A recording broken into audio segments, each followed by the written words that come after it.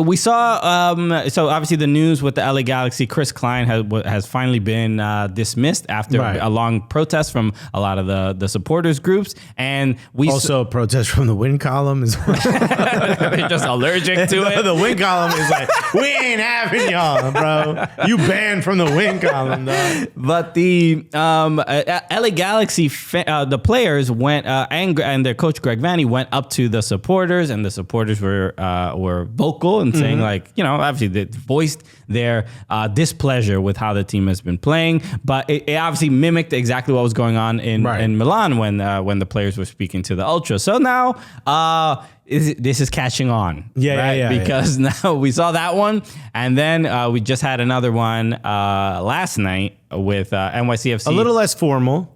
A little bit more impromptu. Right. But this was at Yankee Stadium, NYCFC midfielder and captain. This was filmed actually by the guy who filmed a lot of our original videos early on. Right. But this is posted by the NYC FC Forever pod. They're the homies. But we saw James Sands walk up to the supporters and had that conversation. And it wasn't. He's the captain. He was doing captain things. And so there's a lot here, and we'll try to unpack as much as possible. But let's play a little bit of it, and then just so we can get it. That's not good enough, Jay. We're here, right? No, don't worry about it. We're here through thick and thin, bro. We're never gonna leave, bro. But this right here, what you guys are doing, it's not enough. It's not enough. Bro, this the coach, speak up. Do something about it, bro. We're sick and tired of this, bro. You don't want to be suffering through this. Understand that this is a rebuild year, right? Understand it. You don't think we come in every day? No, but still, bro. But like, we got to come on. We don't feel it, bro. We don't see that. We don't see that effort, James. We don't see that, bro. Okay, so I want to stop there real quick. He goes, and he ends it there. Yeah, we got to translate for people who don't speak New York. He obviously is saying, you don't think we come out here and well, they were, you could hear the guy, but you may not be able to hear James Sands back, but he says, you don't think we were working, and he even says, well, we don't have to play the whole thing, but James Sands basically says, like, you know, you can't tell us we're not trying or we don't care. Right. The people on the field feel it way more than you, which I don't want to sit here and disagree with that, but I think it's a little unfair to the fans, especially NYCFC has quite possibly the best traveling fan group. If not, it's one of the top. It's very expensive to travel. A lot of these fans put their heart and soul into supporting this club. You know, Templados, you hear them drumming at away matches. They go everywhere this team goes. The fans that are right here that you see from NYCFC Forever podcast, these guys go everywhere the team goes and are rooting this team on. You saw how packed they had to add tickets for MLS Cup in Portland when we won it. It's a difficult situation. It's tough to tell a team that they don't care, but it's also tougher to see and feel like they don't care. Yeah, I mean, to me, it's like a moot sort of conversation of like, you guys don't care. Like, I mean, I don't think that's a fair assessment of. It's also no way to quantify. Exactly. It was like that's. Well, my care meter's at 100. What's yours? Let's compare our carometers. Take the socks off and let me see your care meter. So it's like a kind of a pointless conversation. But I think I want to put up Hercules Gomez. He has his tweet, obviously of ESPN. And this was his tweet. He says in the message to players, he goes, "Players, stop engaging with fans like this. I know you are meaning for it to be respectful, but best case scenario, total strangers, quote unquote, respect you for taking the time to be berated. You just lost. Everyone is upset. Nothing good for you can come from an exchange like this." So I also think that's unfair. I think this is unfair too. I don't want to get to the point where every time a team loses, they need to have another meeting. Everybody, all hands meeting. Yes, I will reply all to this email. This could have been an email also. But look, since we're all here, I got donuts.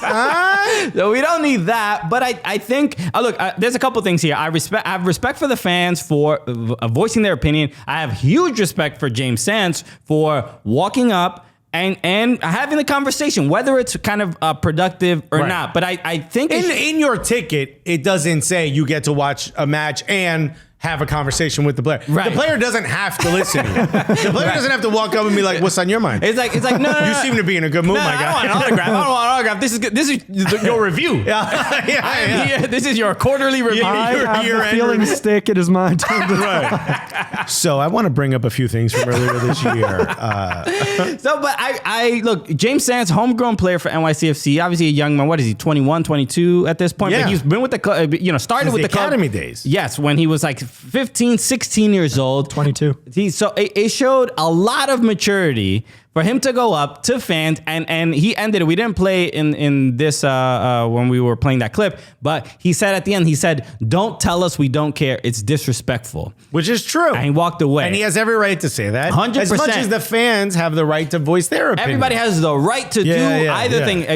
But both sides of the argument are But this allowed. is what I want to talk about, because now we're starting to see what MLS Ultras look like, right? And behave like, right? Because there is no promotion relegation. There is no absolute cost of losing outside of just being humiliated and bringing in less revenue. Local bragging rights. Local bragging and stuff like that, which is a common American sports thing. It's like at the beginning of the year, everybody's in first, and we all have an opportunity to win the title. But in soccer, there's not as much to lose in within MLS or in leagues that don't have promotion relegation. So if we're not going to have that cost of getting your team relegated to a lower division, then this is why it kind of looks like, where fans are just like, I will not stand for a poor product on the pitch, and I'm going to let you know about it. And we always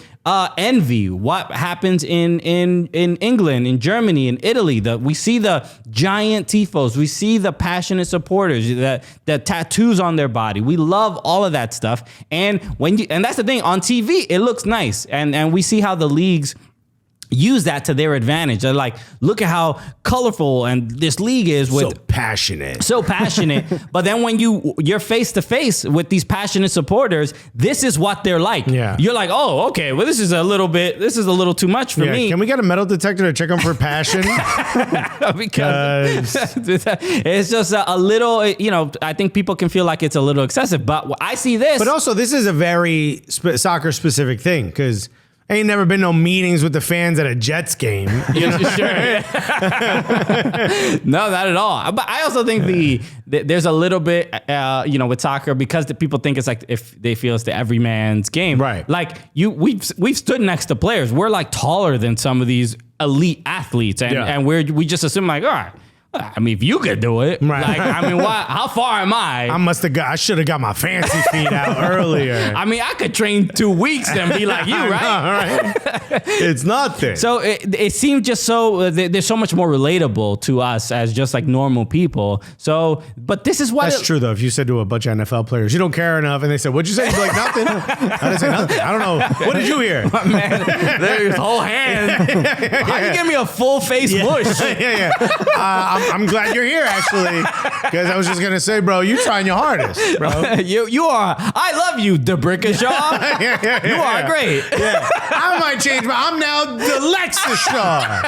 That's how much I love you. Because I am paying homage to you, sir, bro. So look, my general feeling is, I get from Hercules Gomez, a former player, I get him not liking this and not wanting to kind of experience this. But as a fan, I'm like, yo, we're moving in the right direction. People are caring so deeply that they're having these conversations with players.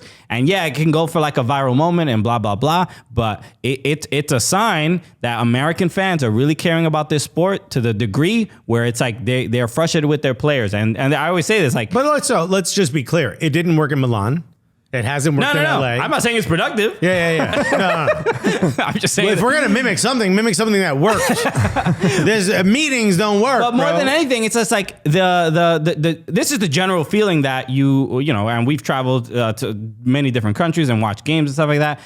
The thing we generally always hear is the fans will be around longer than the players.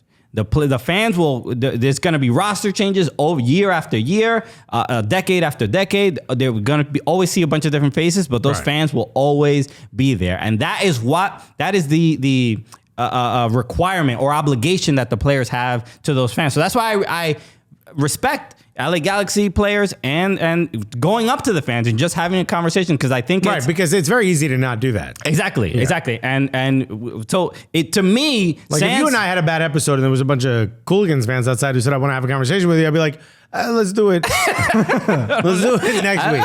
You know what I mean? Let me get a W and then I'm going to come back. All right. Is our podcast going to get relegated somewhere? No. Jesus, why do you have a tattoo of our podcast? Just, relegated to Kindles or something. Bro, y'all shaved your heads for this? Y'all can only do text-based podcasts. Damn, that hurts. Yo, we ain't a podcast no more. We're a blog, dude. You know how hard that hurts? So look, it's a fascinating sort of thing, but if you're wondering what sparked this, they're on a 7-game winless streak. Yeah. 6 of those are losses. Yeah, it's not good. Not great. So so that's 1 point out of a possible 21. LA Galaxy did win their game. Who'd they play? They've won and lost. They won their last game. Yeah, yesterday. Was it Raul RSL, yeah. They beat RSL. Wow, you beat a trash team. Yeah. They won. Not the players. They're gonna have a meeting. They're gonna show up outside your house. Yeah. They won. Ricky Pooge held his jersey up. He finally got an assist. Look at that. First assist. Hey. Finally. All right. All the comments that are calling us, there are people calling us both fat because of that. Can you believe that? You getting fat shamed? I'm getting fat shamed because we made fun of, you made fun of Ricky Pooge and you said maybe MLS is your level. And now I got to catch the fat strays.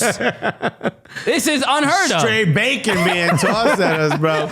It's disrespectful. We don't have to put up with it. To quote James Sands.